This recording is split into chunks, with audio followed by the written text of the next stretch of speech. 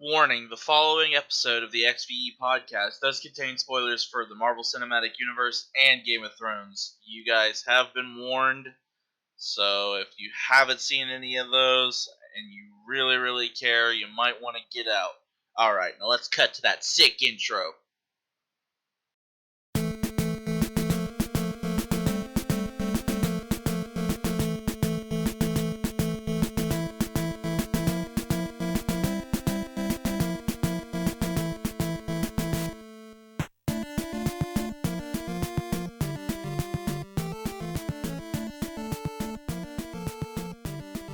Fingers and just smoked weed with him. Figured out he was a cool dude, and then left. We're dang. Or dank. Hello, everyone, and welcome to the XVE Podcast. I am your host today, Kyle Flannery, and I am joined once again by Travis, Seth, and Shane, and also Jason. He's actually awake this time, so he's going to be kicking things off with us from the beginning. Last week, we talked about... God, it's already been a week. It's blowing my mind. We talked about the different Switch models and also DLC characters in fighting games and how strange they've been over the years. Today we're going to talk about one very big thing, because as you all know, we are recording this on July 25th, which is the day before Fire Emblem comes out. Matter of fact, it's 4 hours before Fire Emblem comes out. So yeah, we're going to talk about Fire Emblem a lot today, and we're also going to talk about everything that went down at San Diego Comic-Con. So yeah, that's what we're filling you in with today, and we're gonna kick things off right now. The only Fire Emblem game I played was Radiant Dawn in 2007 on the Wii. Why are you whispering? Also, that's a good one to start with, so you're good. Actually, not a good one to... Well, I don't know if I'd say it's a good one to start with, but it's a good one to play, just because, like, Ike. Sad thing is, I barely remember anything from it because I was so young, and then a year later Smash Brothers came out, and I was like, hey, Smash Brothers is cool. That's alright. We can talk about the outside perspective, but for everybody that knows Fire Emblem here, oh my god, a fucking Fire Emblem game is getting ready to come out in like 4 hours. On a home console, nonetheless. Yeah. It's been so long. Been 12 years. I haven't played a Fire Emblem since Awakening, which was very fun. It was very fun as well. I just recently played the Fates series. I played Warriors. I've been playing on and off Path of Radiance on GameCube again, just as like a refresher, just because I don't have access to Awakening, or I don't own a 3DS, you know? So That means that a lot of you, well, the other two of you that are getting it are going to be really new to a lot of the mechanics, because some of them were introduced in Echoes on the 3DS, which was the latest one to come out. yeah, that's the... Wait, I thought Fates was the... No, Echoes came out after Fates. Echoes is the one that has like the time skip system and stuff. It's like Shadows of Valentia or something like that. Oh, yeah, okay. I didn't know this one came out after. That's weird.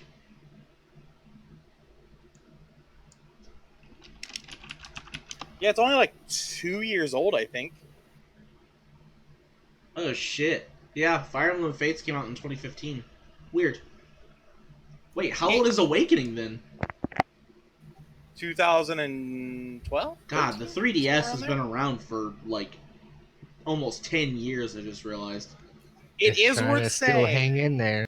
It is worth saying that technically Fates was the latest new Fire Emblem to come out, because Echoes is a remake of Fire Emblem Gaiden from like the 90s. Okay. But it does have a bunch of new mechanics that are being carried over into Three Houses, like the time rewind mechanic and the way pair-ups are handled differently and stuff like that. Huh. Looks like a lot of people did not appreciate this game as much as they did Fates either. It was handled a little negatively. Yeah. Holy shit, a lot of negativity. What the fuck? You want to try that again? I messed up earlier, now you're messing up? Oh god, it's gonna be contagious. A lot of negatively.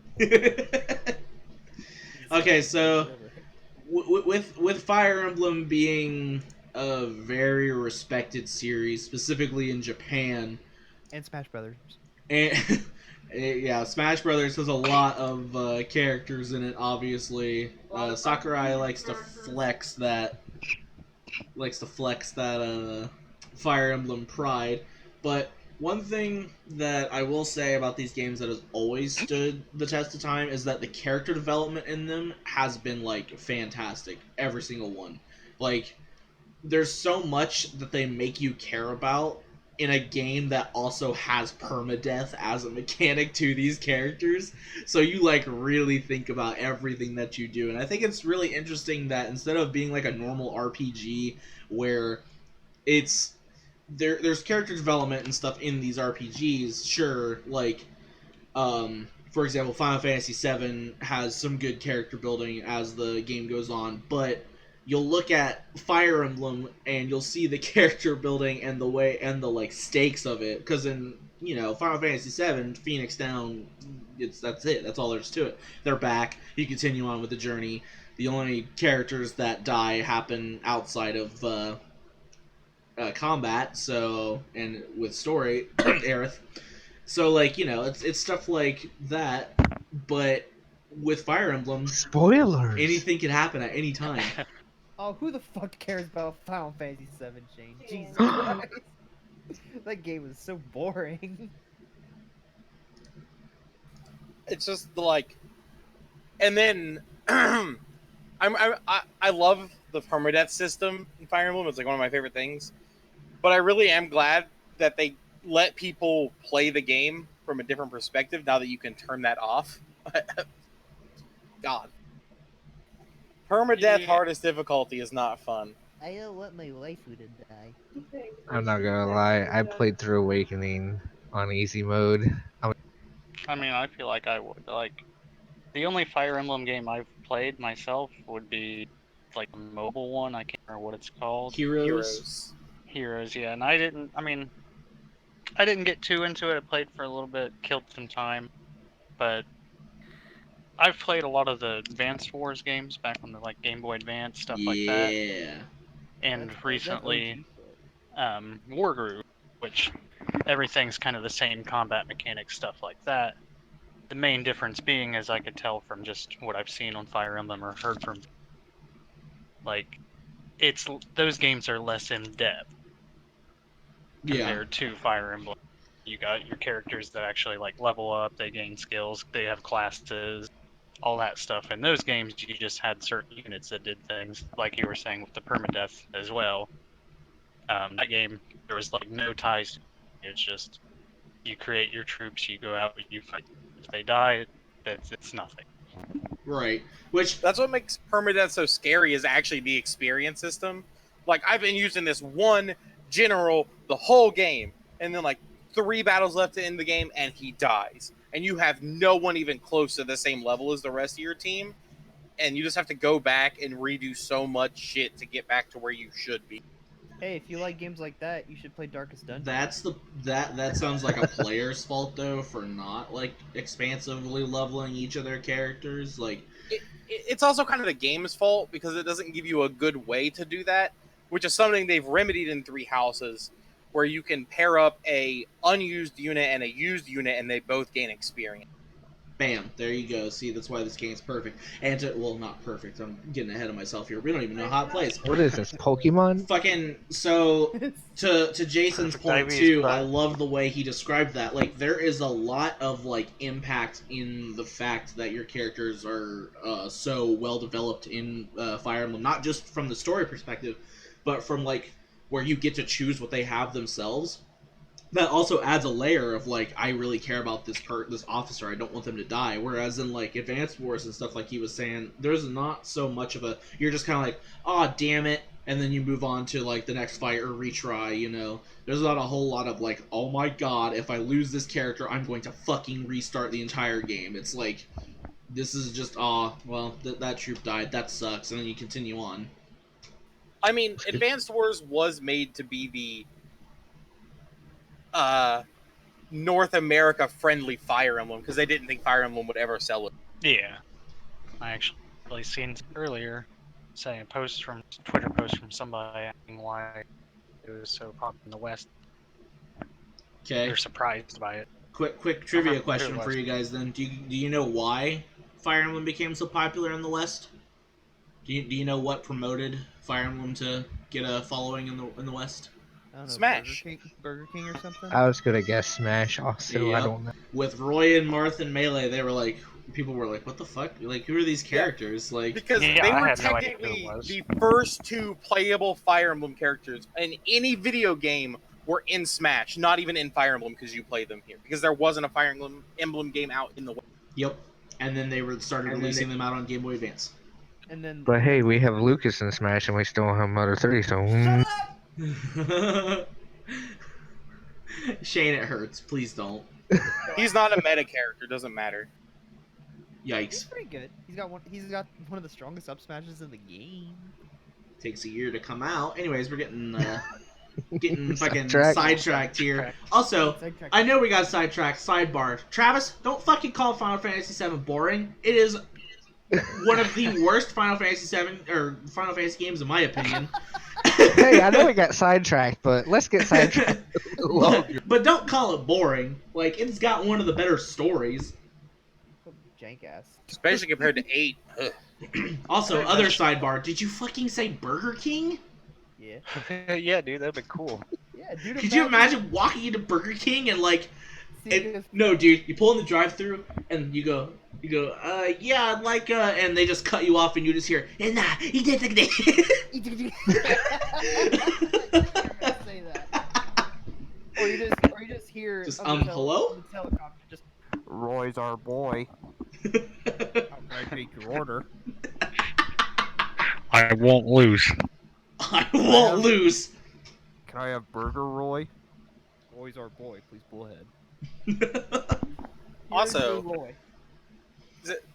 To get us back on track, did you know that Fire Emblem almost died in the West?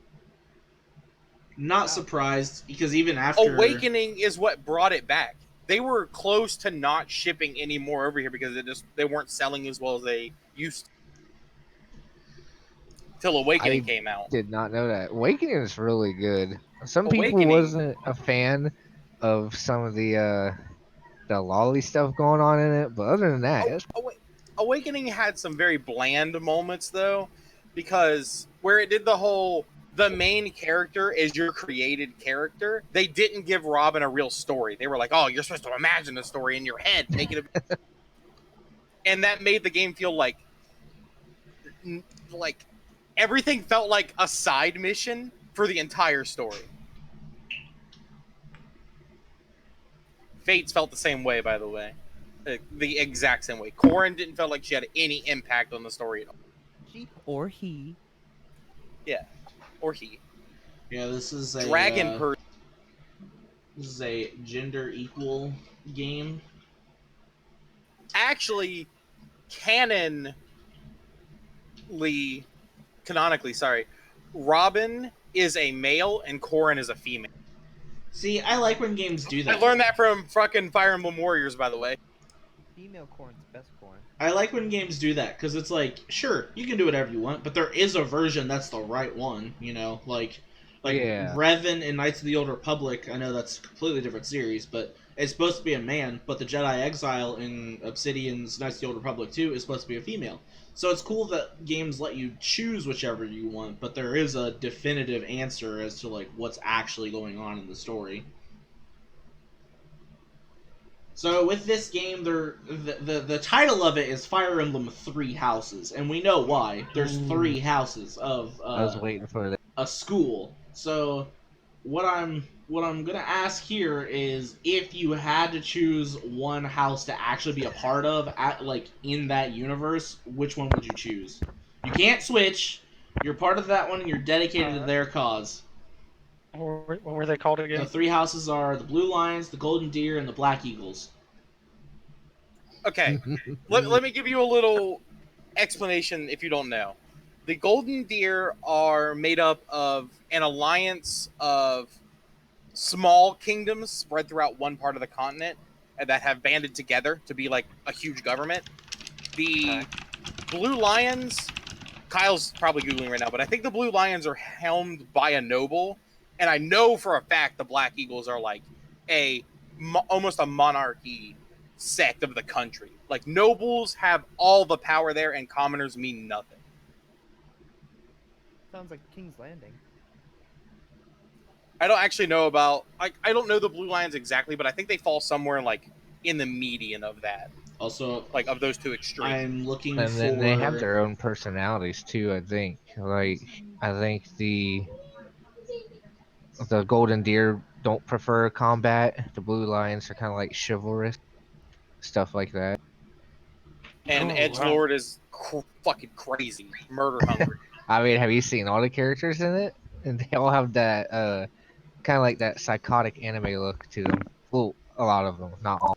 The thing is, well, except for one of the Black Eagles, her entire backstory is that she is a dancer and a songstress, and she's looking for a noble husband to take care of her because she doesn't want to do it. One of them's really shy too. The only reason I looked at it is because And there's a member of the Yeah, Blue okay. Lions that his defining character trait is he likes to take naps.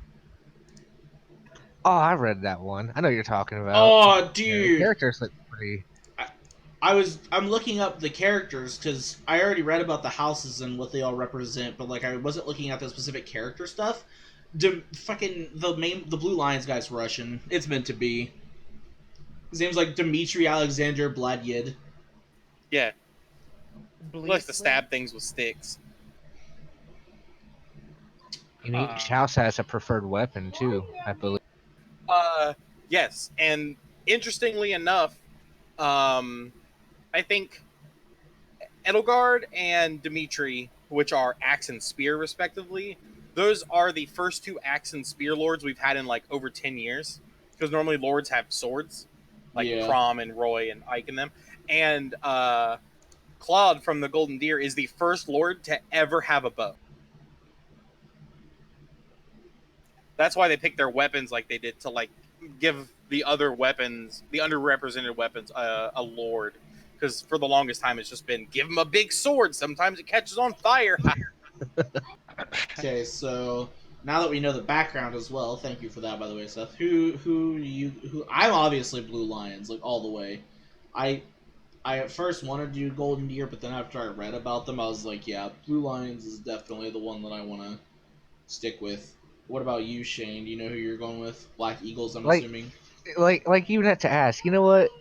Why don't you edit this podcast and just show people what I used to look like, and then everybody can see. If you are giving why my I'm gonna pick the Black if you are Eagles. giving me consent I'll to give do you this, complete- you were. Oh my god. Okay. You gotta Then keep the part everybody about can him giving you understand. consent in here, by the way. Oh, I know. It's on. It's Then recorded. Everybody can understand. It'll make sense why I'm gonna pick the Black Eagles. I just fit in, you know. I just fit in. Yeah, it just works. That's all I can say is ooh. Everyone knows who I'm picking because I've been spouting about it since the like first E3 Yeah. trailer we ever got. But it's obviously the Golden Deer because they're objectively the best. Oh Jesus. They're- Okay, don't they're start that It's shit. subjectively. No, it's just the thing I like about them is that they're just like the most laid back of all the houses. And then They're just like, we'll do whatever we have to, but we don't want to really do like all this war shit. obviously, Travis, you're not getting it, but if you had to pick one, I think Blue Lions would be cool. okay. What about you, Jason? I don't know if you're getting it or not. I'm still debating on it. I might, but I feel like if I had to choose one, I'd probably go with Deer. Gold Deer. Okay. Cool. It's 2 to 1. It's 2 to 1. Yep. Shane stands alone. Odd one out. Everyone attack Shane. Feels bad, man. I just can't unsee that I thought her name was Edgelord. And that instantly made me not want to pick. I do specifically know- remember. I wish I had the recording. Like next year when we do E3, I'm gonna record it because I specifically remember Seth going, "Does that say Edgelord?" as her name popped I up. remember that too. Yeah, Card. because I even thought the same Card. thing. That was last year's E3, 2018. when they first showed that trailer. Fucking, he was like, "Did that say Edgelord?" Oh, that's right. That did get announced E3 last year. Yes, Yup. it did. It got a trailer at E3 last year. It got announced the E3 before that in like a little snippet, and it was called Fire Emblem on. Oh, yeah, that's Yeah, right. Fire Like, Emblem on that's just Switch. like- Yep. That's just like Yep. 2 years ago. They showed a JPEG of Metroid. Ooh. Give me Prime Trilogy. Rip. Oof. Have to pay respect. I didn't think there'd be a second time I'm saying this podcast, but Travis, please stop. It hurts. So, So maybe one day we'll get the trilogy. Shut up! Shane, please stop. It hurts. So many I feel like that we I honestly feel like if that was going to happen, it would have already happened. But I also think it's going to be one of those things where they're like, we finally got the release date for Prime 4, and here's the trilogy. No. Okay, see, what gets me is the fact that I see all these stupid fucking articles that are like, hey, Amazon UK or Amazon of whatever has a listing for Prime Trilogy, and then nothing ever happens from it. Yeah, literally ever. It's like that dollar on the street, and then you try to reach for it, and then it's attached to a fish hook. It's glued to the floor. Oh, God. I'll pry that son of a bitch just to get it. Okay, we're getting off topic again. So, yeah. So, fucking, the next topic I want to talk about. How do we feel about the main character? His canon name is Byleth or You Billith. can't change it. Oh, yeah. Yeah, you can't change it, which is Nope. super weird. Is it his last They- name? Do you get to choose a first name? No. So, one of the complaints about that I brought up earlier about Awakening and Fates is that the character didn't feel significant because you could do whatever you wanted with them. So they didn't want Byleth to feel like that, so they gave him or her a canon name and a canon way of looking. You just get to pick the gender. Because okay, I just got to She the wiki appears in page. they appear in cutscenes and stuff, so He they looks didn't want to let poetic. you change how it looks. On the wiki page, I mean, obviously it's a wiki page, so anybody can edit it, but it says, as an avatar, their name, gender, and birthday are chosen by the player. So are you sure you have to keep the name Byleth? Maybe it's the last name, like I said. I don't know. Maybe, but I'm pretty sure that you have to keep the name Byleth because that's what everyone calls you. And like I said, the reason they couldn't change that is because he appears in cutscenes and he gets called by his name in cutscenes. So It Shane has could to be be right; a it could be a Mass last Effect name, thing. What? Like yeah. when like they call you Shepard. Yeah, Oh, yeah, because it says here in on the page too, they're referred to as Professor. So maybe they call Or him that. Professor Byleth, and Byleth is his last name. Yeah, that makes sense to me. Because that still gives you enough freedom to make your character feel like you have the input, but make him feel important to the overall story. Because I know I definitely like it better in a game where someone says your name. It just feels more meaningful. yeah, where it's like actually voice acted, and it's not. Yeah. It doesn't have that like abrupt cutoff where they're talking and they're like, or they call you or Commander or something a like good that. example Even though it is says like, your name in the text. like, wow, they call you Hero. Come over here, and just like. I hate that. I love it when games do that, when they're just like, hey, you, insert, like, Says your name placeholder- right there. That's insert what I hate placeholder about it. here. I hate that they always call you like Commander or you or something, but it always says your name in the text box. Yeah, so it's like, hello. That's like that's like the old Pokemon games where when you typed in your name, it was in all caps. So every time they're saying it, it looks like they're yelling. Like, hey, Travis, what's going on? I thought You did that way too well. I thought you could do L or R to lowercase and. Or You is could. that- You absolutely could. Okay. Yeah, you could, but that's too much work. I was gonna say, I was like, Travis, have you been playing the fucking Pokemon for the past like 15 years of your life on loud? I'm the Travis's guy. I'm the parents just guy. named him with all capital letters. I wish. I'm the guy that picks the canon name in Pokemon. Like if I'm playing Gold, I'll pick Gold, and then my rival is Silver. That's what I do. I just love naming the rivals stuff like Poopy Butt or something, you know, like. Dumb. Just juvenile, yeah, juvenile. So yeah, Byleth is the character we play as for a large portion of it. Obviously, when you go to the battlefield, you're going to command the other officers like the old Fire Emblem games. And like I said, as far as I know, I thought that Byleth didn't go into the field, but more footage has been shown of him doing it. But it doesn't look like it's always an option. Like, you don't always have the option to take. It looks Byleth like a with lot of it is gonna be smaller battles that he's like, Well, or bigger battles. I mean, that he's in. yeah, it's like, because I guess the game is separated into skirmishes, training battles, and training courses. And then at the end of every month, you have a full-blown story mission. That's probably where Byleth will be. Yeah.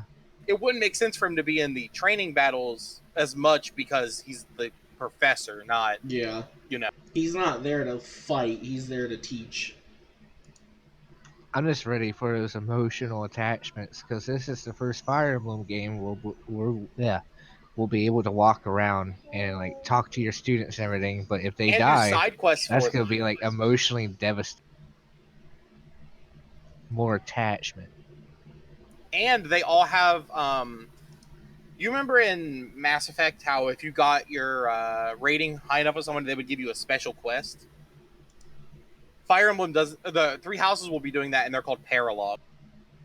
Oh, cool! I didn't know that either. I haven't read a lot of reviews. Yeah, it's I like have more backstory for every character, basically, which is going to make it even worse when they will die.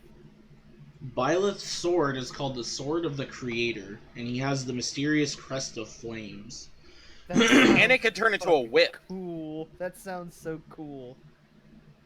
Sort of the. Are there going to be beast people in this one? I don't remember. Yes, there are not beast people, but there are beasts in it. So it leaves the option open because they confirmed that next year we're getting a story DLC, like a full-blown Oh, story. okay.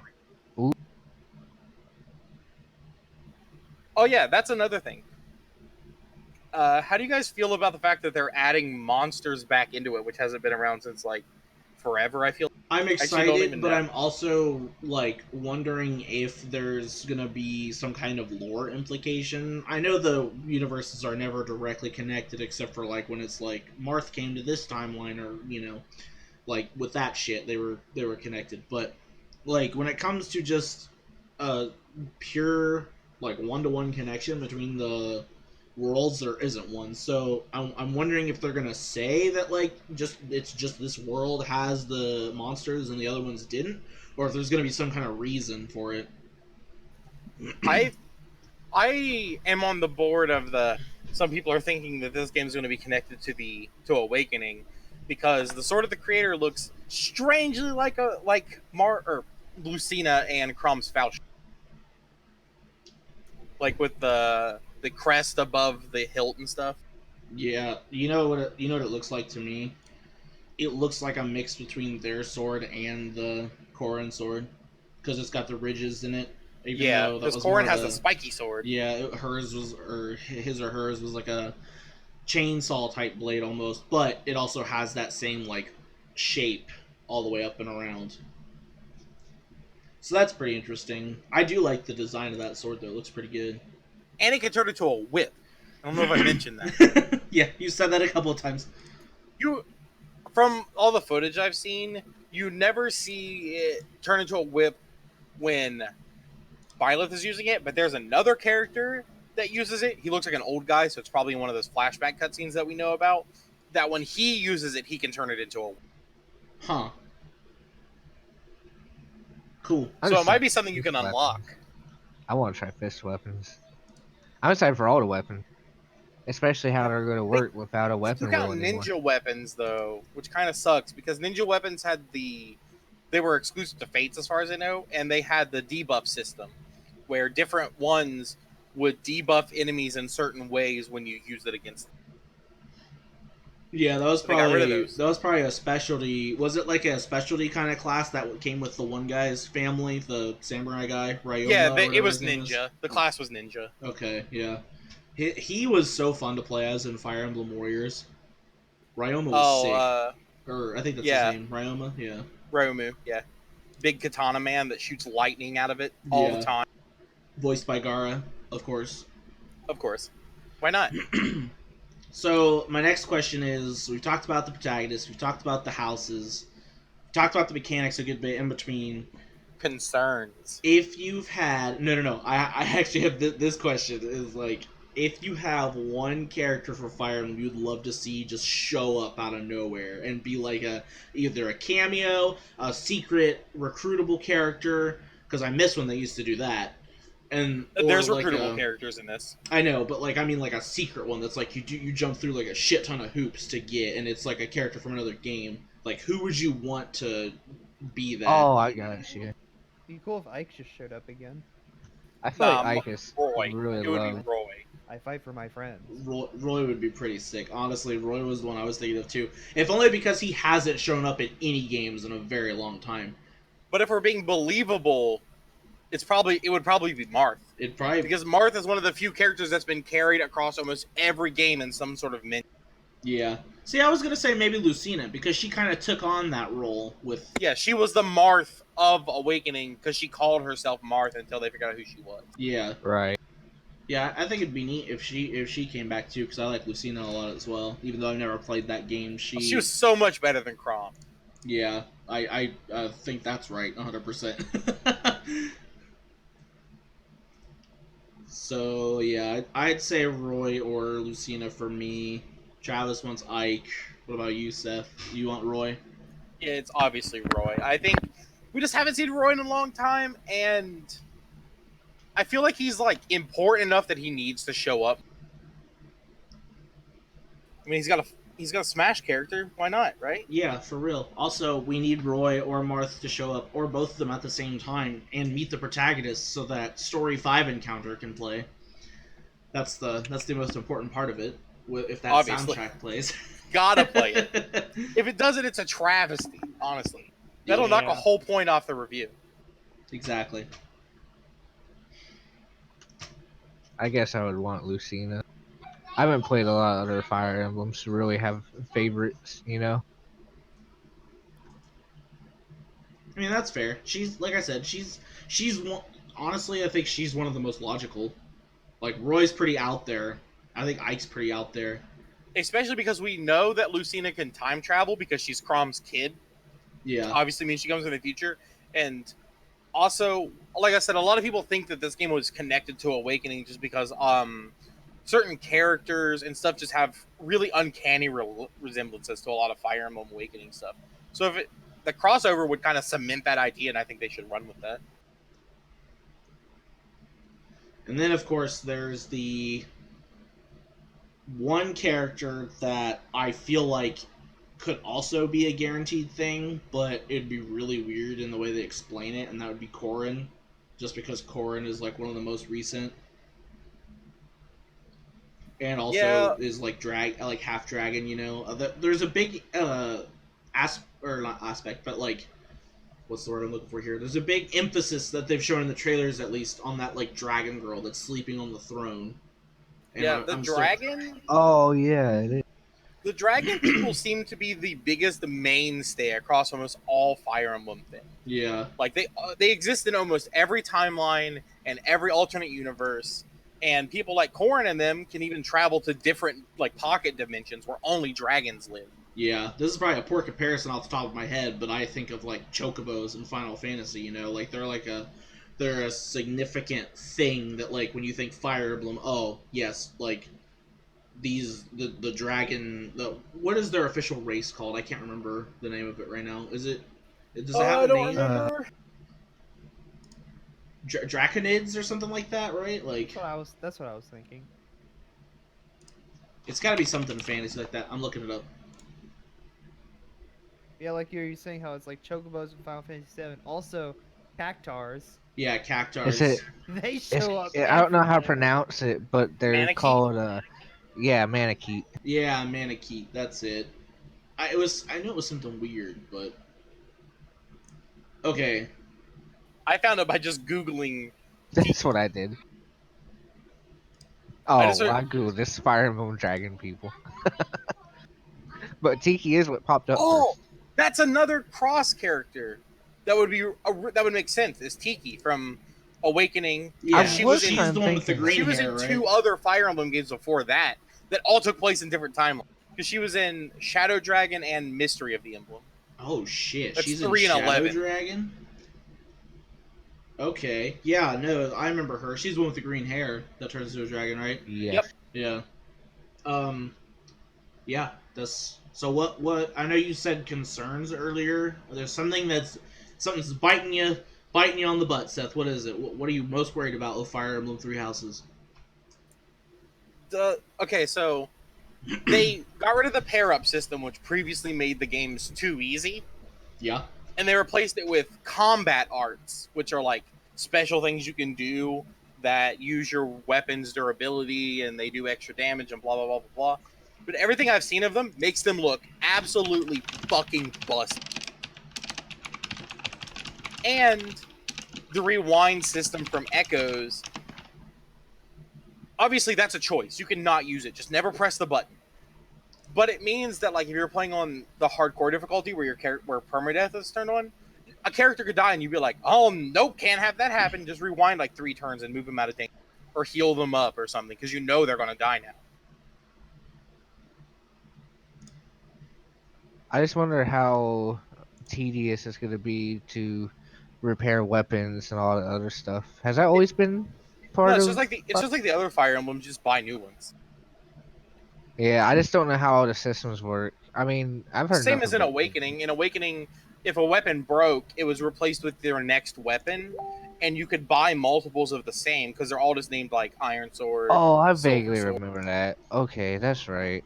It's just been a long time since I touched a And then Fire there Emblem are game, special which is weapons why that I'm never so. break, which will be the in-game weapon for almost every character. It's normally hidden in a chest on a map somewhere, and Violet's weapon won't break, just like Crom's falchion never broke, or Lucina's never broke, or Roy's sword never broke. The Lords always have unbreakable weapons. It's kind of their thing.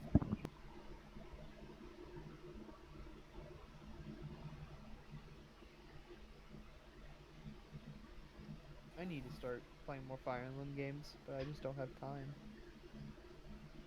All these other games are coming out. I have no time to play. So I think my biggest concern with Fire Emblem, the only one I have honestly, because this is the first game I'm hopping into in forever that's new, so it's gonna be like a wonderment experience. Anyways, I'm gonna walk in like, wow, whoa, what's that? Wow, like already. So I think the only concern I have is that they don't make the harder difficulty hard enough. Well, they're adding a third Oh, difficulty okay. next month, I think, in a patch. Oh, okay. Well, that solves Like that an then. There we insane go. difficulty. There's going to be normal, hard, and then insane, and then you'll have from there you'll pick that one of those difficulties, and then you'll have casual or classic. Casual is no permadeath. Classic is. It's how they've done it since Awakening, and people seem to like that system. Being able to play on the hardest difficulty without permadeath, like they're not tied together.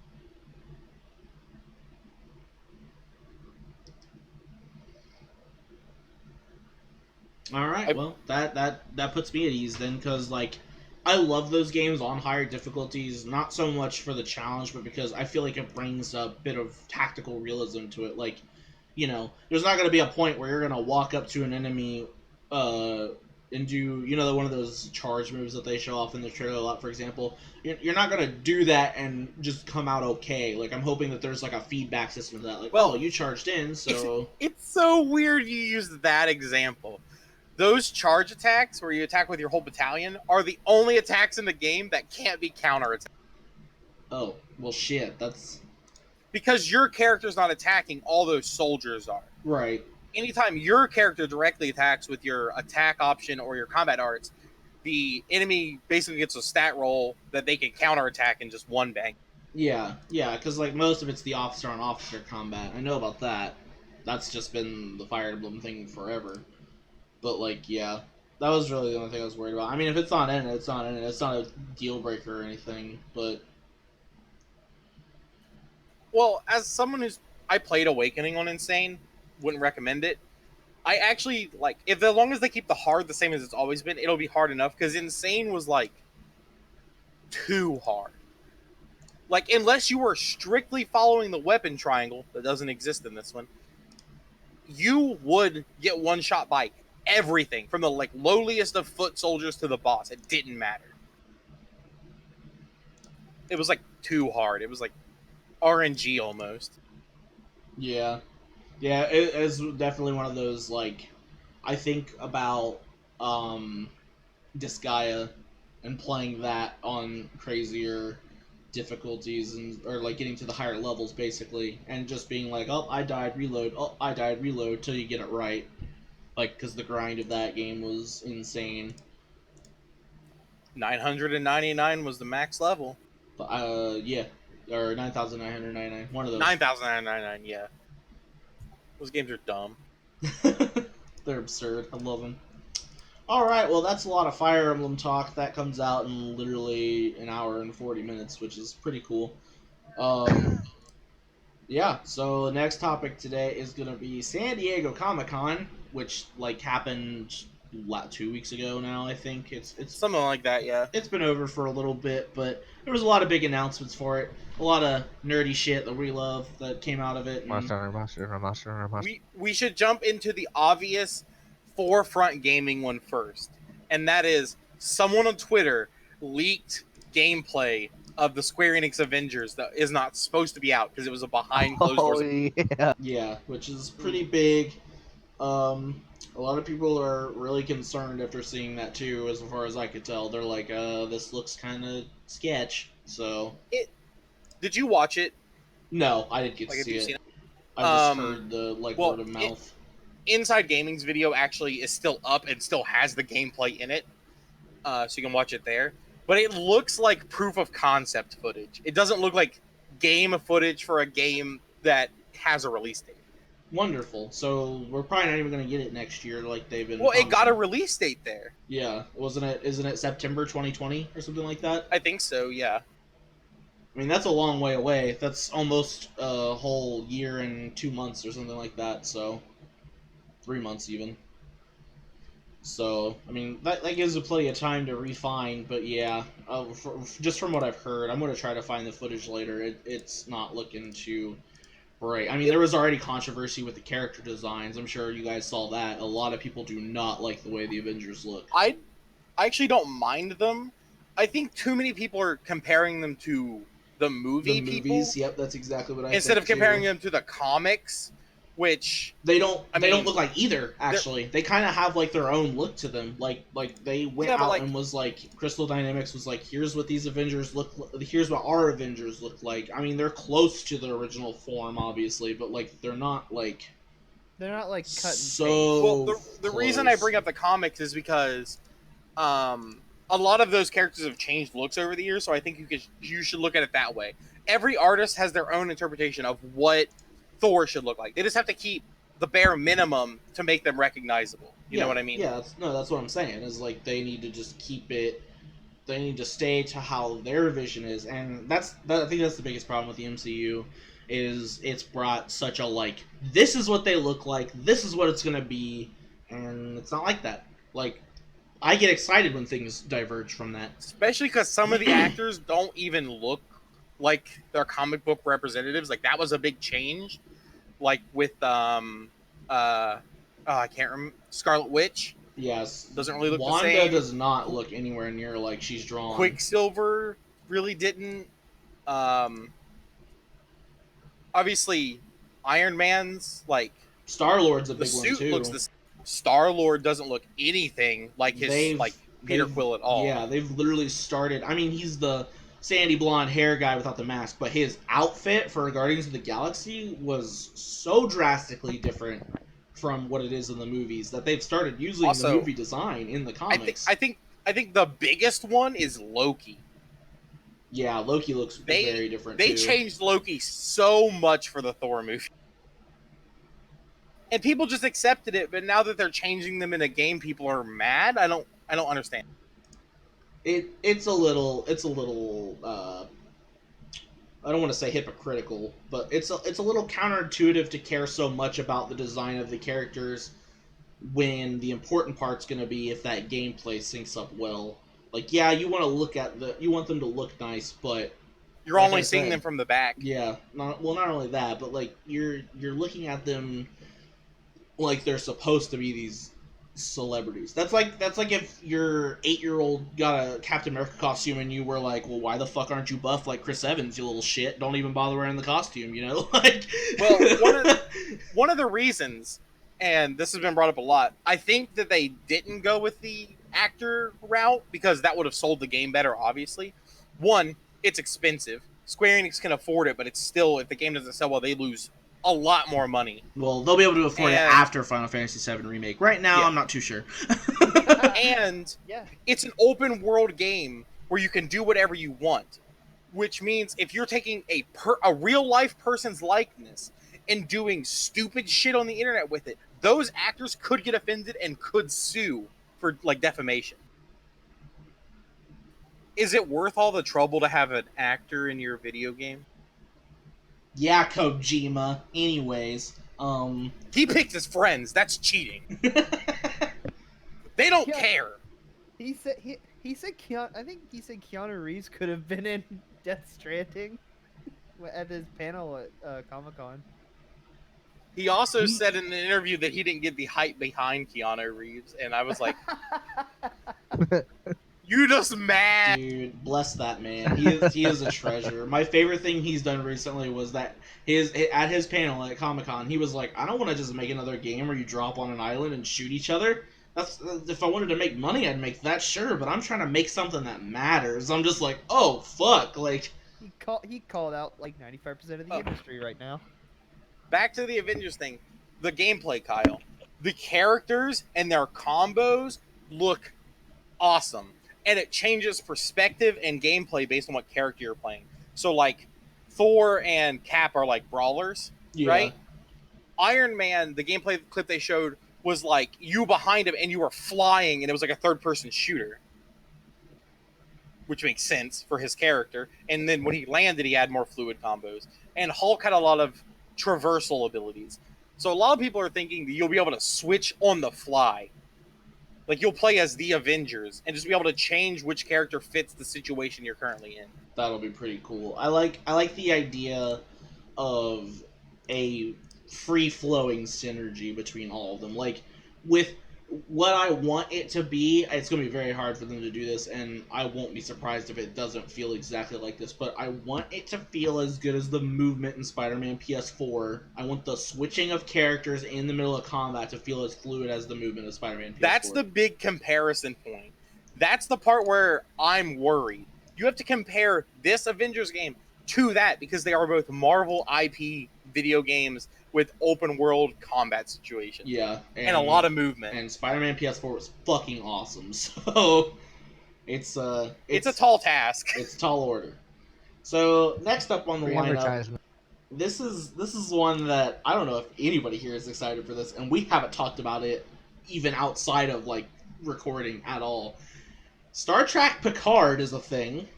Oh yeah, the story of Picard or whatever. It looks really cool, but I'm not a big Trekkie, so I don't really know how to feel about it, other than the fact that Next Generation was what I've seen the most of Star Trek, so this is pretty cool. Like, Seth, I know you like Star Trek. I feel good about it because if you've seen some of the casting decisions, oh my god, they've gotten actors from the Next Generation to come back and replay their same roles as older Oh, people I did now, hear about which that. is incredible. And Picard's like a super lovable character. A lot of people like good old Captain Picard. He's like one of the favorites. Oh, Oh yeah. god, imagine if they casted someone else instead of Patrick Stewart to play Picard. Never gonna happen. They wouldn't even make the movie. If he died, they would scrap it. Because no one would go into it. If it was, I would even go as far as to say if it was a prequel movie, because I'm pretty sure it's a sequel, based on how the actors look, they would have to make it that way. If it was a prequel movie with different actors that would fit the time, no one would watch it. No one. Of course not. But it's a good thing Patrick Stewart still likes playing that role. I heard he was almost not on board for it, but something changed his mind, I guess. I don't know. Wait, I'm just really? glad he's here. It looks like it's going to be a pretty good send off for Next Generation, because I feel like the ending to Next Generation was a little like out there from what I remember. Yeah, a lot of people had a problem with the way it wrapped up its. Okay, so that one's short and sweet. You know, a couple of these we're gonna just shoot right through. The next one, we did it, boys. This is a big deal. Snowpiercer is getting a TV series. I saw. I can't wait to finally see the real conclusion of the Willy Wonka saga. Yeah, I'm ready for Wonka to return and be like, "Give me my fucking train." At the very end, he's gonna be like, "How do I get off this train? Because I found out people are still alive." Bet that's how it ends. And he finds a glass elevator. Why? Dude, no, What's gonna happen? he's gonna go to the engine and he's gonna look inside and there's gonna be like all of his Oompa Loompas powering it and he's gonna be like, "No, this couldn't have happened. How could this have happened? There's only one thing to do." Pulls out a gobstopper with a fuse in it, lights that shit, throws it in, runs away. But he also has to say like, "You're all fucking dead." But What if the so he has plot to go, twist? The plot twist is that the plague that killed mankind and caused all this bad stuff was caused by the Oompa Loompas. Like, one of them went rabid and bit someone. Now everybody's got this strange orange skin disease. They like to sing all the time. Their hairs are weird color. and then they die. That's the downfall of humanity right there.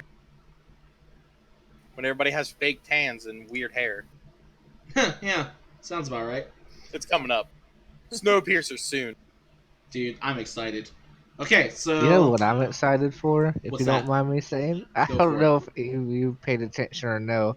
Did you know that Scooby Doo is returning to Zombie Island? That was actually announced. What? And What? I grew up I'm a lot with actually pretty Scooby on board Doo, with that. so I'm kind of excited for that. Yeah, that's a thing. Look it up. No fucking way. Yes. I When are love they gonna let James Gunn make his Scooby-Doo movie? The rated Oh R.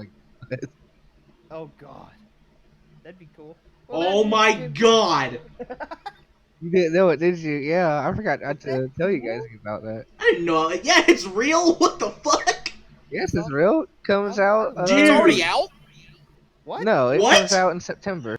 Oh. Oh, I was gonna say, this website says July 21st, 2019. Oh. I guess it got pushed back. wait, no. The first one came out No. in September. It comes out in September for everyone. People at San Diego Comic-Con got to watch it. Oh. Oh. What? That's cool. I'm gonna watch. You know what they say, guys? It's terror time again. Because you just You know might what- die of fright. You know what the biggest news about that is, though? The honest to God, biggest news about that movie. They got Matthew Lillard to play Shaggy. No way. Yeah, he's the voice actor for Shaggy in that one. Oh, that's pretty Wow. cool. Fantastic. Fucking wonderful. Cue to Shaggy memes. Okay. Did you guys see the trailer for Zombieland 2 finally? No, I did not. I saw I it. have I not. actually in a have not YouTube yet. ad and I skipped it.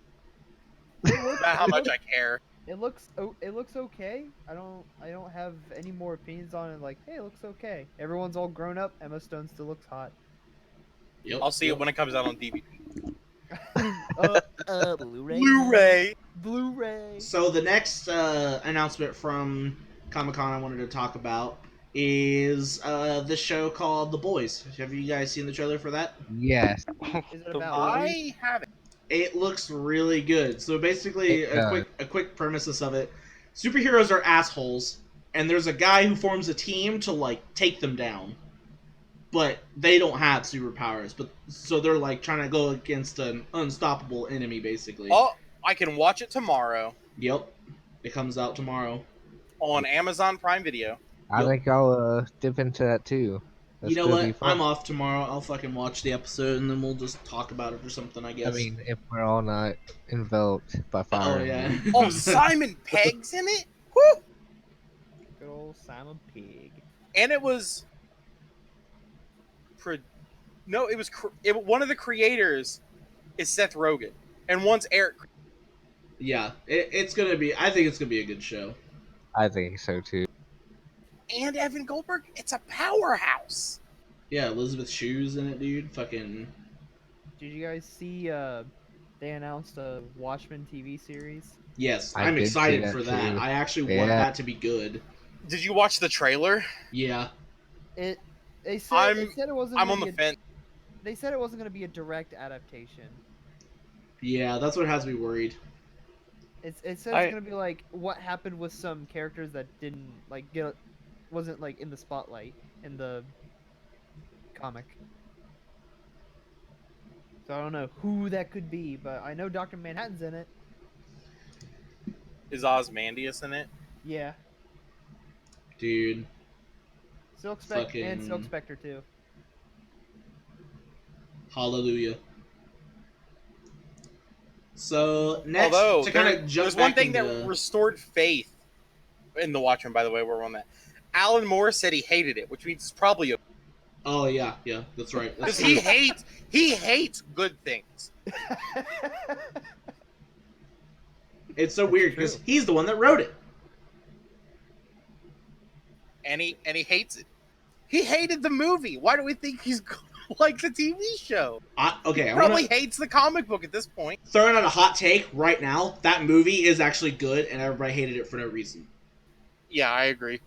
I watched it once back when it came out, and I don't remember it. We gotta get together and watch the Watchmen movie again because it's a lot better than a lot of people. It has so many good formal edits in it. Like there's a scene where a guy throws a fucking Molotov and like the camera like explodes and the camera transitions to something else. Like I love shit like that. That shit's When so cool. Owlman and Silk Spectre are having sex, and then right as he finishes, he hits the button and the flamethrower shoots up. Yeah, and everybody's looking up at the sky like, what the fuck? Shit's great. I still Yeah, I love remember those- that. I love Funnily those- We watched enough, that together. The first time I ever met Shane was in a movie theater watching the. I love movies that do like those seamless transitions between scene to scene. That's always something I pick up. Like, hey, that was pretty nice. Yeah, dude, formal edits are my favorite.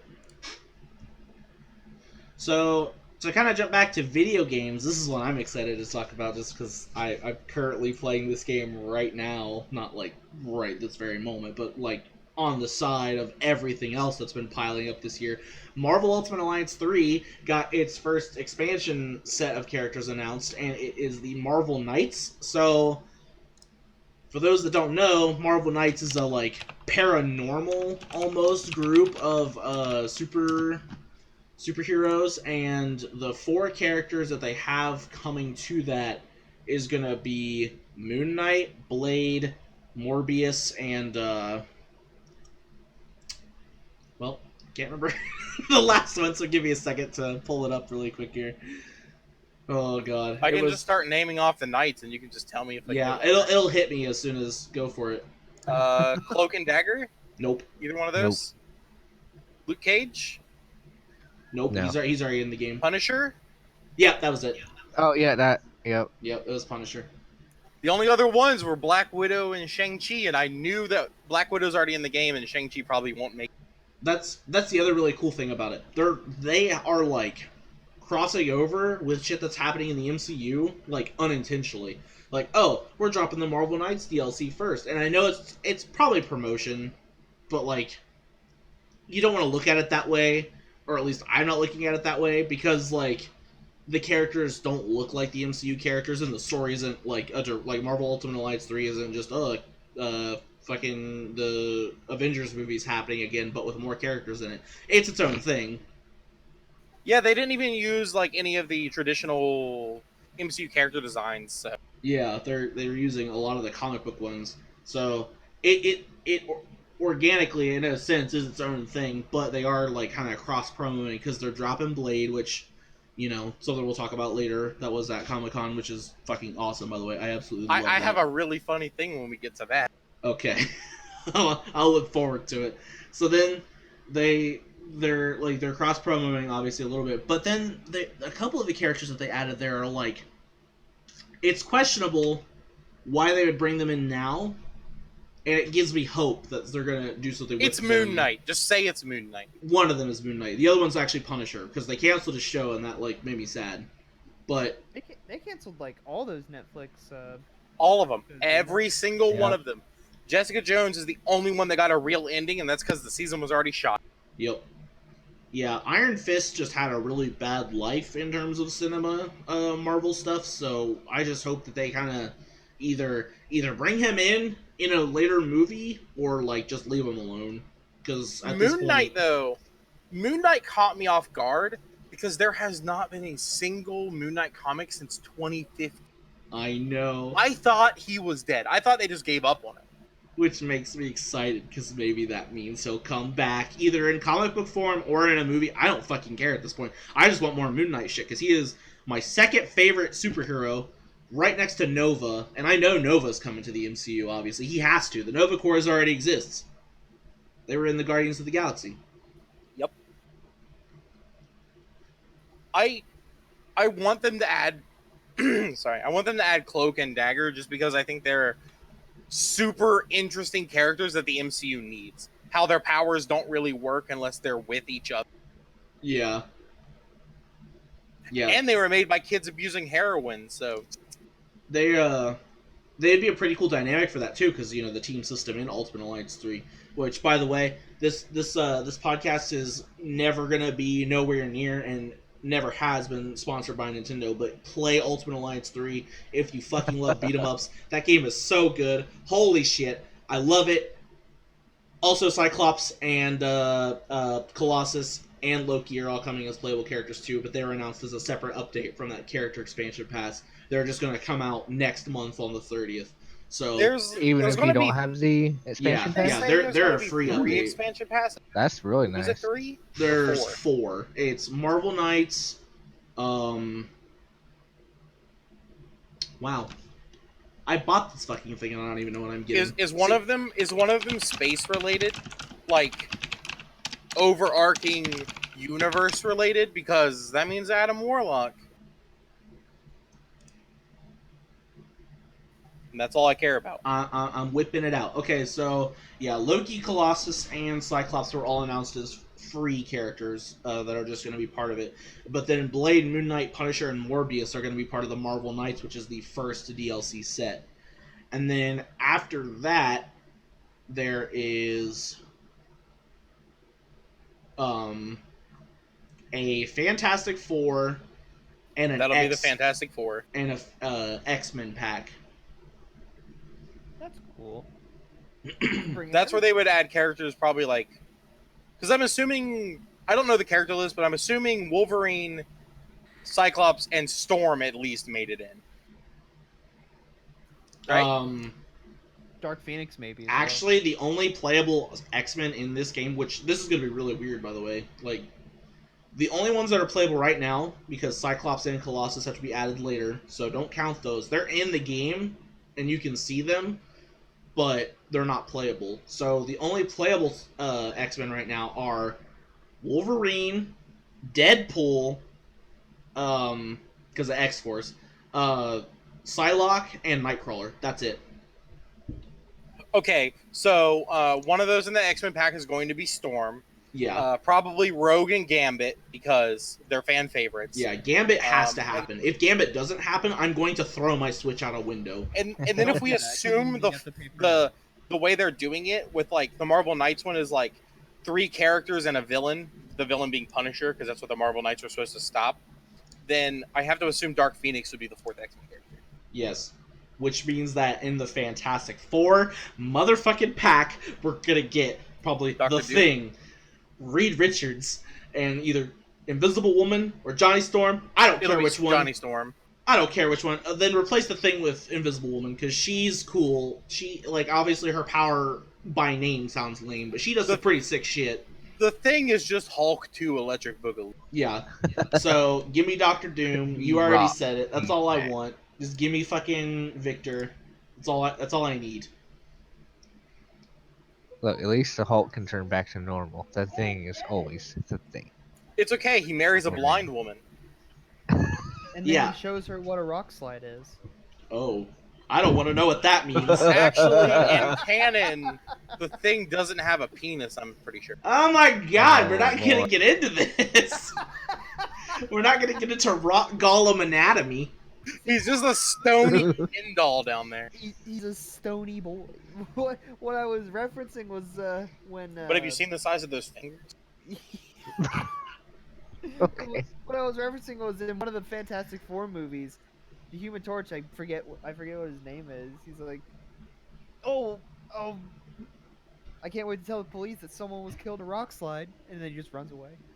Oh, you mean Chris Evans? Yeah, Chris. That was Chris Evans. What? Yeah, before Chris he was Evans Captain played America. Johnny Storm before Captain America. Holy shit! I'm old. I did not realize that. But I agree, Kyle. Invisible Woman, so much cooler than the Thing, because everybody thinks, oh, she can turn invisible. She can control light Yeah, fields. she literally like manipulates light and yeah, fucking, she's awesome. And a lot of people just kind of brush her off because of her superhero name. So yeah, definitely want that out of that. Other than that, they haven't really said too much about DLC characters. The only other thing I could think to say that I really want is I really, really, really want fucking Beast. I want Hank McCoy to be playable. He's already in the game, and also Scott Lang, Ant-Man. He's also What already about in the game. what about Iceman? Is he in there? No, Iceman's not in there. There's a lot of weird ones that show up and are not playable, but are there. Like, okay, so here's the weirdest one actually. Now that I mentioned Ant-Man, Ant-Man is not playable. He is an NPC that shows up in one of the levels, but the Wasp is. That is weird. Yeah, it was I feel like very strange. They might just keep doing the thing where it's like, here's a DLC pack you can buy. Here's a couple free characters. They might do that with every single one of them Yeah, to introduce those pretty cool. NPCs as players. that'd make a lot of sense. I mean, that's Might drive sales more too. Cyclops, Loki, and Colossus are all NPCs as well. So yeah, that makes a lot of sense. Here's a taste of some characters. You can buy a couple more. That is a great sales pitch. Yeah. Here's some. You want to buy some more? Fuck, it got me, and the fucking other characters aren't out yet. I was like, aw, sick! Cyclops and Colossus are coming to the game. Aw, sick! Moon Knight! And then bought the expansion pass like 10 minutes after I bought the game. I remember you saying that too. He said, "Well, I bought the expansion pass."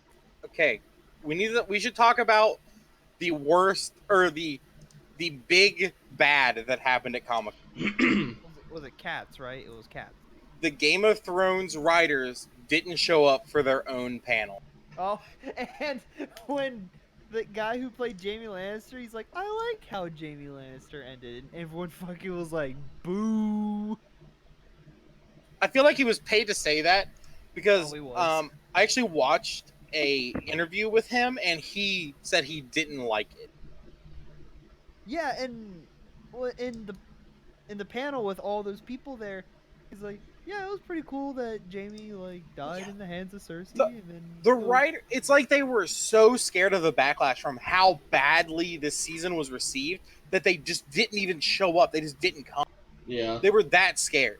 Oh god, That's what it yeah, sounds and to all me. the- and all the questions that would just arise from it. To provide an outside perspective, having never seen a single episode of that show, the only thing I can think is that season ending was so, like, just maybe not even they're scared of the fan base. Maybe they just feel ashamed. Maybe they're like, I don't know if I can handle that anymore.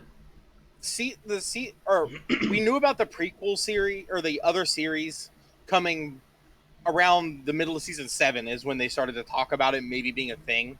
Yeah, that's the. So people were excited about it. That's a rebellion, isn't it? Yeah, but season 8 was so bad that people are now saying that they're probably not even going to watch that one at all. I heard like a bunch of people just got rid of their HBO Go service after Game of Thrones ended. Yep. Because it was They fucked up really bad. okay. I didn't mind season 8 all that much for someone who just literally marathon the entire series in like 3 months. But it could have been longer because each episode was so goddamn long. Well, there's a lot of problems with season 8 that I had. The long night was It was just hard to watch. It was because so it was dark. So dark.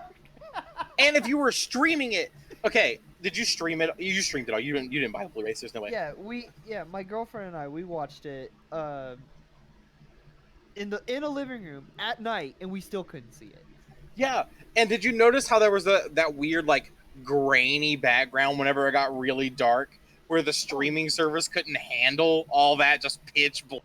Yeah, it was. You can just see the lines of just the different colors fading in. It was gross. And then the ending was dumb, and I felt like they put too much on Arya's shoulder. They fucked up. They just fucked up really. And now they can't show their face at Comic-Con. Yeah, it was okay. I thought it was so weird that they build up the Night King to be this horrible monstrosity. No one can Dies fuck in him 2 up. seconds. And he dies because of a fucking hand trick that Arya does. The oldest trick in the book. She learned that hand trick in like season 3. I guess that was the callback. I guess. Also, every time they showed good old Samwell Tarly on screen, he was like, there were like piles of undead on him. He like, was dead. going He at it. was dead in every fucking scene, but he didn't die. Yeah, he was just every time the camera panned over. Oh my God, they're on me! And then they just Also, no.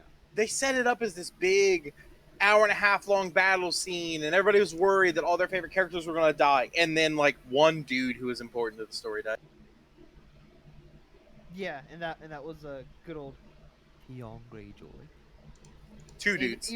Even though Theon Greyjoy also died in a stupid way because he literally did a head-on charge to the Night King. And Bran knew he was going to die too, and then told him, "Hey, good die."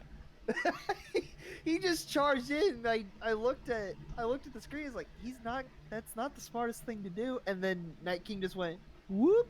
It was so slow. Just got your spear. Yoink. You're dead. All right. Well, I hate to butt in, but we're at the hour and 12-minute mark, so we're gonna go ahead and take a quick 5-minute intermission here. I'm gonna go grab a drink because I'm starting to get a little sore in the throat region. Too much talking. When we come back, we are going to talk about Phase 4's plans for Marvel and one more short topic that kind of popped up in my head as we were getting some stuff discussed here. So, yeah, just stick around and we'll be back in just a second.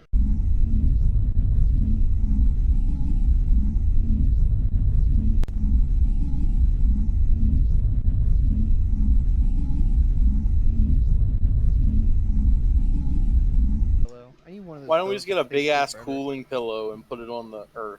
This podcast is sponsored by Water and Cooling Pillows. All right, welcome back, everybody, to the XVE Podcast. I am your host, A Cooler, and today we're going to be talking about, well, what we've been talking about, I guess, right? Yeah, coolers. No. We're going to be talking about Phase 4 of Marvel now. We're going to try to keep this short and sweet. There's not a whole lot to go off of. Basically what happened was they got everybody on stage and was like, hey, this is what Phase 4 is going to look like, and they laid it out. I'm actually going to go ahead and have the timeline of Phase 4 pop up on the screen now for everybody, so audio listeners. Kyle says so he reminds himself. Yeah, I'm live reminding myself right now to do that. I need to keep it up for at least a minute and 30 seconds. A minute and 30 seconds. Anyways, so yeah, this is going to be... A minute and 45 seconds later. This is going to be a Black Widow movie. Falcon and the Winter Soldier is going to be on Disney+. We got the Eternals, which... that's the one I'm excited to talk about. Shang-Chi, The Legend of the Ten Rings, the most obscure probably. WandaVision, another Disney Plus show. Doctor Strange in the Multiverse of Madness. Loki, another Disney Plus show. What If, another Disney Plus show. Hawkeye. Hawkeye, another Disney Plus show. So 3 of those in a row. And last but not least, to close out 2021, Thor, Love and Thunder. Okay, so the Black Widow movie, I feel like came in late because I think they had it planned for something to be part of Phase 3 or even Phase 2, but they just kind of forgot about it, and they're like, oh, shit, here you go. Here's the Black Widow movie. I think they're doing it as a, like, remember when this character was alive? Spoilers, by the way. Oops. Well, I always thought it's okay. I've already read all the spoilers because I knew we were going to talk about this at some point, so I just went ahead and Oh no, read I all the don't know in-game the spoilers. spoiler. What I thought it was is like Black Widow wasn't a fan favorite character till these last two Avengers movies, and now that she's dead, everybody's like, oh, so they're like, bring her back. Well, it sucks too because they developed her so much and then just killed her off. Like, she actually had like some forward development. Also, Okay, but they did it to Iron Man too, so yeah, but I mean he had 3 standalone movies. He's been a long time coming. So, also, once again, spoiler warning. I'm also going to throw in at the very beginning of the podcast. Yeah, Shay just heard, like, everything. Oh no, You haven't watched Endgame? no! Shane? I've been waiting for it just to come out. It Why won't the come fuck? out. Why the Shane, fuck? I mean, have to you be- not- Okay. To be fair, I haven't watched it. I hate spoilers, and I went ahead and read them because I haven't got to see it yet, but I knew people were going to want to talk about Also- it, especially with the Phase 4.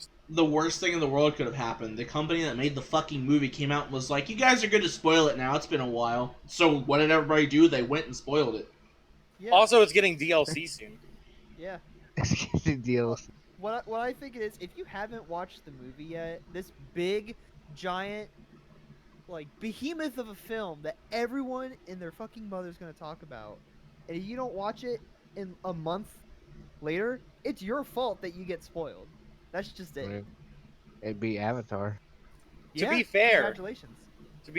I could have kept dodging spoilers. I did it on purpose.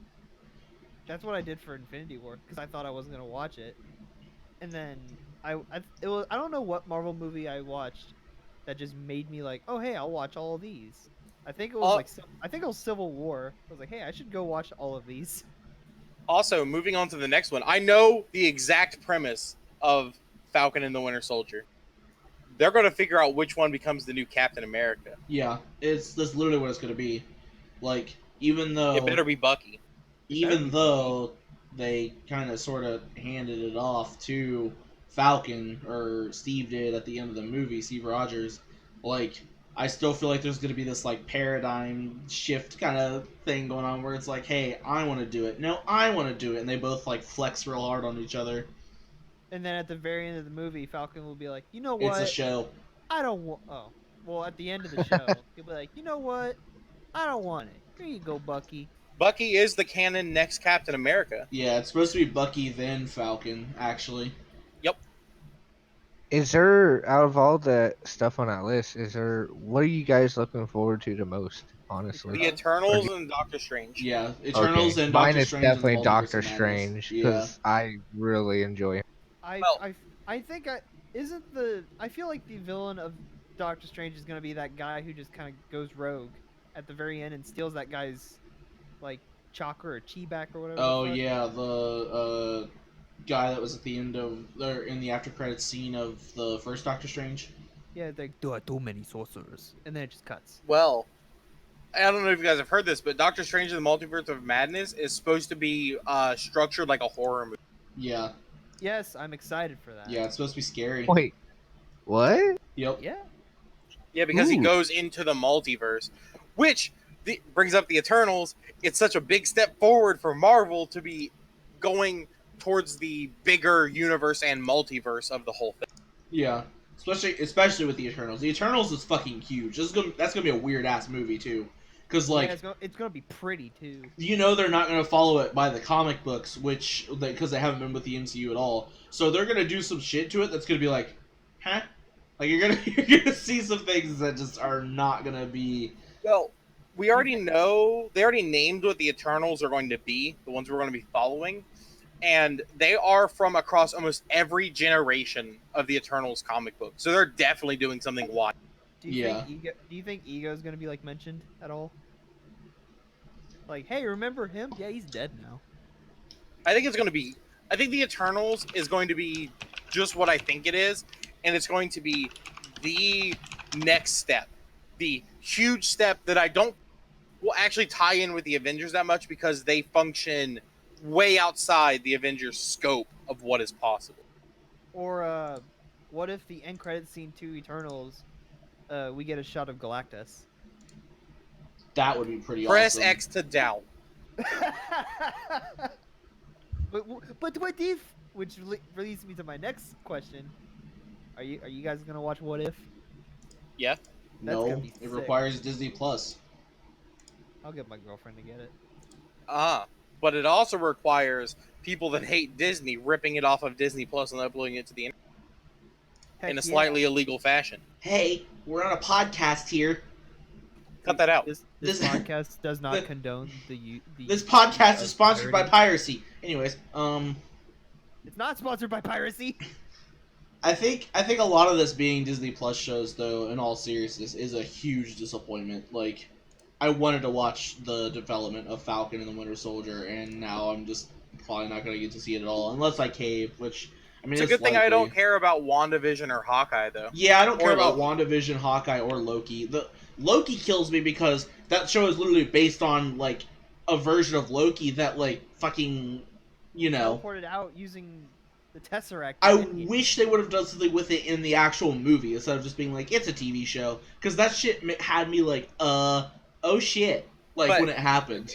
What I'm worried about is how directly they're going to tie these shows with the MCU as a whole. Because if I don't watch them, how much am I going to... Yeah. Also, this is like borderline, just emptiness for the next 2 years. Sure, there's the TV shows, but in terms of like major movies, nothing is happening. Yeah. Maybe Doctor Strange and Thor: Love and Thunder are gonna have significant event like segments, but other than that, like, you know, Black Widow's a prequel, Br- obviously. Yeah. Bringing that up. It's pre. What is it? It's pre Shield. Bringing that up, I think that the Eternals, Shang-Chi, and the Doctor Strange movies, which are all going to be tying into the bigger multiverse of things, is the reason why in the new Thor it's going to be female Thor. I think they're going to fuck something up in the multiverses and get everything cropped. Yeah. Yeah. Something's gonna get massively fucked. Also, okay. Completely going off tangent here. The Loki, like the title Loki itself on this little timeline, it looks like a fucking someone from Kid Pix did it. I know that they use like Nordic symbols to try to spell his name. Doesn't make it not look stupid. It looks like a Dumb. cheesy 80s metal album is what it looks like to me. I can see it. It's like looks like the album title for a Megadeth album. Yeah, some shit like that. Also, if they're gonna cross universes and have a female Thor, they already gave Thor Beta Ray Bill's fucking weapon. They might as well just have him show up too. Yeah. They could. Who knows? It's being directed by the guy who did Ragnarok. Taika Waititi. Waititi. Yeah, Taika Waititi, and he's insane. So Hey, Thor Ragnarok was good though. it brought Thor back from death, basically. Yeah. No one cared about him before that. Yeah. After Dark World, they're like, well, fuck. What do I do? What do we do now? and then they just brought him back, and it was Thor Ragnarok was so colorful. It was so interesting too. It was so. It cool was just so seeing- Jeff Goldblum. Yeah. This might be a bold statement, but I think the MCU, depending on how Phase 4 shapes up, this might be the beginning of them running out of steam because Endgame wasn't their Endgame. Yeah. You know, I actually think about that a lot. Like, what if they would have just stopped with Endgame? Like, leave it at that. And went back to making the comics readable? That'd be nice. That'll never happen. Oh, it will after the MCU putters out. Do you think Shang-Chi will be a good movie, though? That's the only one I'm worried about not being very good. Isn't that gonna be like part of the Mandarin, like the real supervillains? The behind, actual Mandarin is going to show up in this, not fucking... not that one jerk off that was in Iron Man 3. Not, Kingsley or whatever his name is, the actor. But- fucking... Kyle, What? it could tie into more of what you were talking about that I really hope they do. Because Shang-Chi is one of the Marvel Knights. Yeah. And he really does like own all of that. And a lot of people are thinking that the reason that Marvel cut all their ties with the Netflix shows was to add those characters in, and adding Shang-Chi around the time when Punisher and stuff would be revealed makes sense. Yeah, that'd be... Something tells me that they have a lot more in these movies hidden that we're going to see than what they're bringing up. Because when you look at the titles, you're like, oh, that's just another Doctor Strange movie. Oh, Shang-Chi, this is some weird, obscure... Like, there's going to be, like, in-credit scenes with, like, fucking Punisher showing up, or, you know, shit like that. Or just someone from X-Men, like Colossus might show up or something. Dude, I want X-Men in the MCU so bad, but that's going to take another couple of years, I think. Of course. That's going to be end of Phase 5 at the least. Or either that or in the middle of it. So, My out thing of all is- of these... Oh, go ahead. With Phase 1 and 2, you could see how they were building up towards the Avengers, towards the Thanos storyline and all of that, right? I don't know what they're doing with this. I don't know how they can take this lineup and turn it into another thing To like a the last coherent 3 phases. joint. Yeah, exactly. That was one of the things I was getting at earlier, when it's like, these seem so just like, it's a whatever kind of thing, you know? Or a what if It's kind of 2 thing, years of rather. filler. But what if? Yeah, that's what it feels like. It feels like just 2 straight years of filler. But, once again, we're only seeing title cards, so it's hard to make that call right off the bat. That was part of my Thor Love and Thunder headcanon that I forgot to mention. Okay, so they've listed everything in Phase 4 here, right? Yeah. Implying that it'll all be pretty much canon. If you look at the order that they happen, What If comes after all 3 of the other movies, which is where I said they might have fucked the timeline up, which is probably what If explores before Thor Love and Thunder. Yeah. That'd be cool. I could see it. I mean, it's supposed to be animated, right? Yes. But if you remember, when they first introduced the whole multiverse theory and everything to Marvel Comics was the first time they hit a fucking roadblock and their sales plummeted. That could happen again. People don't like thinking that hard when they go to movies. Yeah, that's true. Yeah, they like to sit there, turn off their brain, and watch realistic animals have no expression whatsoever. Oh wait, that's Lion King. Okay, our job's not to attack Disney properties, our job is to discuss. So with that, I'm going to ask one more discussion question about this topic. Which movie do you think will do the best out of this set? Doctor Strange. Either Doctor Strange or Thor. I'm pretty confident it's going to be either Black Widow or Thor. I'm pretty confident in Doctor Strange because a lot of people liked the first one, even though it didn't do good at the box office. Hell, But I want the Eternals to do the best because I think it'll be the most important. Yeah. That's such a cool premise. Like seeing all these big boys just do whatever. The Eternals are some of the most OP characters in Marvel too, so for them to MCUify them is going to be super interesting. Oh yeah, they had to keep them out this long because Thanos doesn't pose a problem, even with the Infinity Gauntlet. Yeah. Yeah, to the Eternals, the Infinity Gauntlet means nothing. Literally that. They could just snap it. This is it though, Seth, what we were talking about the other day. It's going to be the Eternals, then they'll do the Inhumans, and then bam, Mad Jim Jaspers. And then the whole MCU's fucked. They can delete it and start over. That's the game plan. Yep, there it is. That's the end of it. We figured it out. They'll just show us the same movies again and assume we forgot like all the characters forgot, and we'll still go fucking buy it because we'll assume we're some just small thing has changed. We're just sitting there watching, like, come on, there's gonna be something different. And then in the interviews, the Russo brothers just go, it's immersive, and that's the end of it. They literally ripped it straight from the DVD, not even the Blu-ray, straight from the DVD, just onto the fucking big screen. Yeah, the quality's awful. Don't critique the product. Just watch it and be excited for the next product. Yep, there you go. That's how you do it. That's Disney's way of thinking. Well, guys, that's gonna pretty much wrap it up for the night. Kyle, I do have one thing I'd like to show you before the end of this. Okay, let's see it. I got some wings earlier today. Okay. And I noticed this in this I don't even know what you call not a claw machine, but it's like one of those other weird. As soon as the thing loads, but it's not that, but it's what one of the prizes was that caught my eye. Oh, As now I'm soon as it finally excited. loads in. Do you care if I post it on the podcast too? Like, Oh, go ahead. That's Oh, Oh my god! greatest hits. PS3 Skyrim! oh shit. Oh my god. That's cool. Why is that? That's like one of the only crab machine toys or like prizes in there too. What the hell? Looked like it came You from a gotta- beautiful you wild Gotta land. drag I Jason didn't back in. want this game. That's so crazy. I- PS3 PS3. Skyrim! God damn it, Todd Howard, you've done it again. It's not even like the Ultimate Edition that comes with all the DLC. It's the Nope. base game. Greatest hits PS3 Skyrim. Wait, does that say M? Okay, it does. I thought it said rating pending. I was like, You should have won that then. That's a collectible. Is it still in the plastic though? It looks like it is. Maybe. It is. I would assume so, Yeah. yes.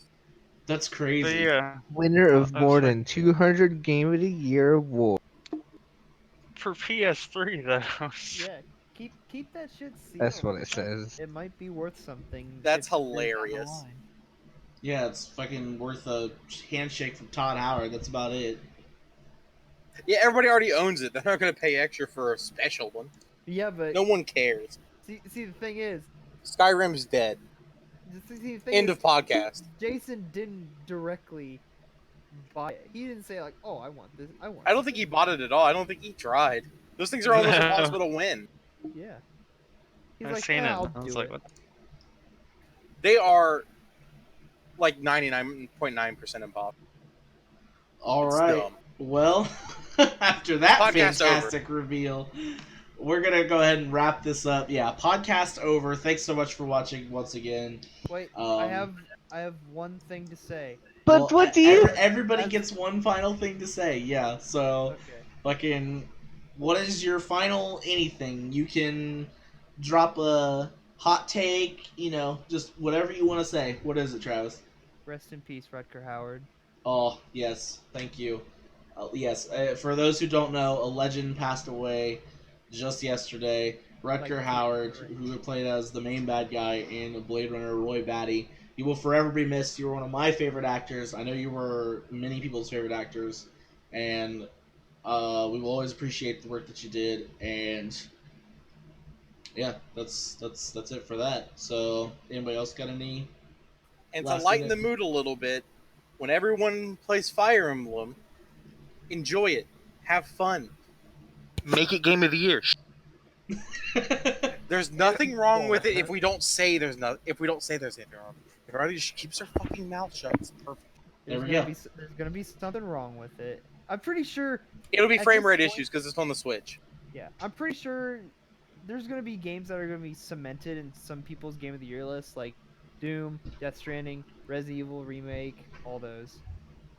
All right, Shane, what about you? I am the Lord of the Frogs. Okay. And last but certainly not least, Jason, do you got anything you want to say about anything at all before we end this today? Just excited to see how Fire Emblem goes. I All didn't right. sleep through this one. Yeah, he made it. He's awake, everybody. And he actually had some pretty insightful inputs, so... Podcast is gonna end. He's immediately gonna go to bed, Nah. or he's gonna just right there. I'm going to drop everybody's Twitters that do have Twitters, everybody's YouTubes that do have YouTubes. You'll find me at LimitlessOA. You'll find Travis at Merv_, Shane at Frogger, Seth at Sneaky Butt Stabs, and I don't think Jason has a Twitter. I don't. Get a Twitter. All right, Place ever. that's it. Peer And pressure. Peer the pressure. final thing I'm going to say before this podcast ends is that this podcast is sponsored by Skyrim on PlayStation 3. Thanks so much for watching. And Have a good Coors. night.